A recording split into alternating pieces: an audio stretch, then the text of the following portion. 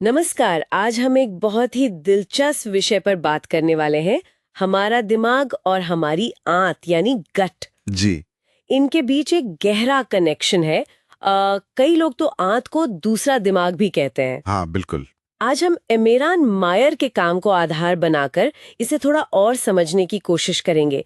मकसद बस ये है कि ये कनेक्शन आखिर काम कैसे करता है और हमारे पूरे स्वास्थ्य पर, खासकर हमारी मेंटल हेल्थ पर इसका क्या असर होता है। सही।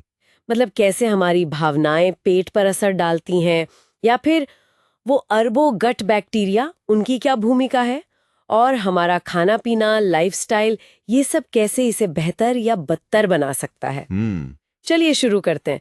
तो ये कनेक्शन जुड़ा कैसे है असल में, दिमाग और आंत का? देखिए, ये एक टू वे स्ट्रीट है। हम्म। मतलब सिग्नल्स दोनों तरफ जाते हैं हम्म। और ये नसों के एक बहुत कॉम्प्लेक्स नेटवर्क पर निर्भर करता है। अच्छा। इसमें सबसे जरूरी है वेगस नर्व। आपने सुना होगा शायद। हाँ हाँ, वेगस नर्व, ये तो काफी चर्चा में रहती है। जी। ये समझिए कि आंत और दिमाग के बीच का मेन हाईवे है।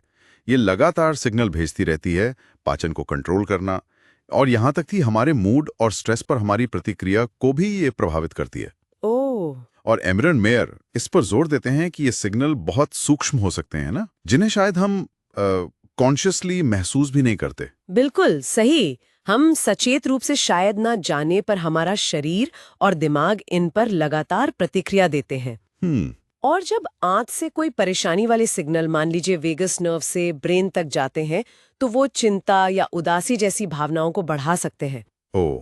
और साथ ही हमारी आंत का अपना एक नर्वस सिस्टम भी है, एंटरिक नर्वस सिस्टम या ईएनएस। हाँ, वही दूसरा मस्तिष्क।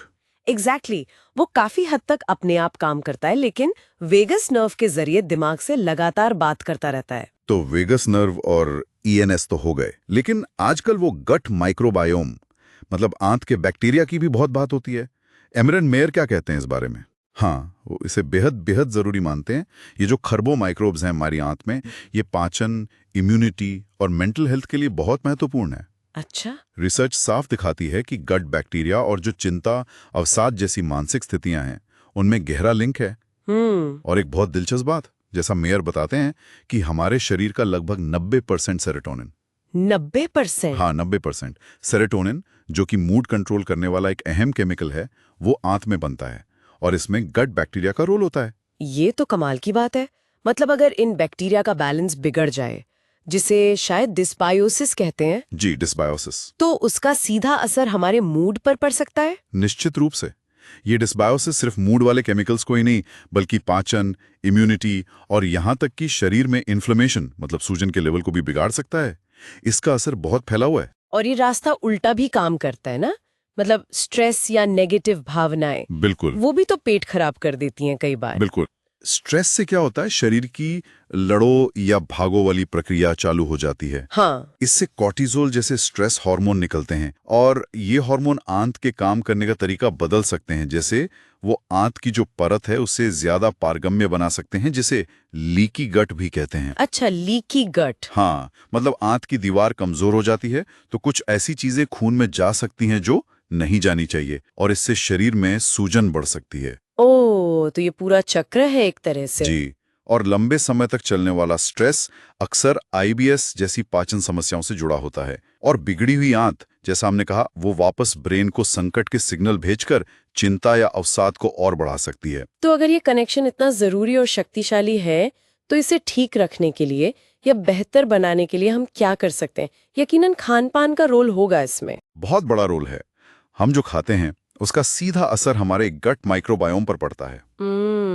फाइबर से भरपूर चीजें जैसे फल, सब्जियां, साबुत अनाज, मेवे, ये अच्छे बैक्टीरिया के लिए खाने, प्रीबायोटिक्स का काम करते हैं। उनकी संख्या और डाइवर्सिटी बढ़ाते हैं। अच्छा। और दूसरी तरफ प्रोसेस्ड फूड, बहुत ज्यादा चीनी, अनहेल्थी फैट, ये माइक्रोबायोम को नुकसान पहुंचा सकते हैं, सूजन बढ़ा सकते हैं, और उसका असर फिर दिमाग पर भी होता है। और वो फर्मेंटेड फूड्स जैसे दही या किमची, उनमें तो प्रोबायोटिक्स होते हैं ना? सही कहा। दही, केफीर, साउरक्राउट, किमची, इनमें लाइव अच्छे बैक्टीरिया प्रोबायोटिक्स होते हैं। ये आंत के बैलेंस को सुधारने में मदद कर सकते हैं। ठीक है। इसके अलावा ओमेगा 3 फैटी एसिड्स मछली में, अलसी में, अखरोट में मिलते हैं। वो भी सूजन कम करके और अच्छे बैक्टीरिया को बढ़ावा देके मदद करते हैं। और हाँ, पानी ठीक से पीना और माइंडफुल ईटिंग, मतलब आराम से चबा चबा कर खाना, ये भी पाचन और इस कनेक्शन के लिए अच्छा है। खाने के अलावा लाइफस्टाइल की दूसरी चीजें भी तो असर डालती होंगी। बिल्कुल। रेगुलर एक्सरसाइज गट बैक्टीरिया की डाइवर्सिटी को बढ़ाती है। अच्छी नींद बहुत जरूरी है।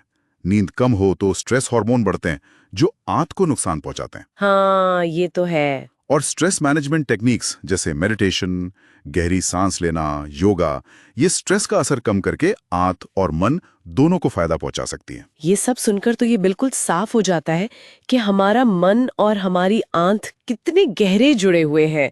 मतलब एक का ख्याल रखना दूसरे के लिए फायदेमंद है। एकदम।